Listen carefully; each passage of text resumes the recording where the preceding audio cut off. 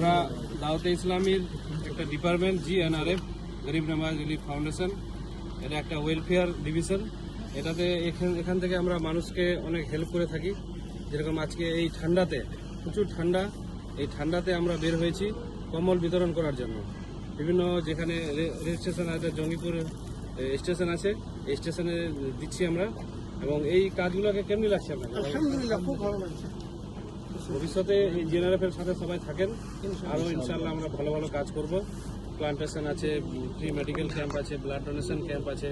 তারপরে কোথাও যে ডিজাস্টার, এই যে কিছুদিন আগে উড়িষ্যাতে আমাদের দেখবেন যে রেল অ্যাক্সিডেন্ট হয়ে গেছিল, সেখানে কিন্তু আমাদের GNRF এর টিম গিয়ে হাজির হয়ে এখানে সেবা করেছিল। আসামে বন্যা হয়েছিল, ওখানেও আমাদের টিম গিয়ে সবাইকে হেল্প করেছে, মানুষকে খাবার বিভিন্ন রকমের যেটা দরকার সবাইকে হেল্প করেছে।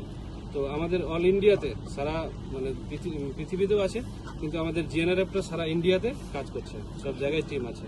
আলহামদুলিল্লাহ, সবাই দোয়া করেন যেন আরও আমরা ভালো ভালো করে কাজ করতে পারি। আসসালামু আলাইকুম।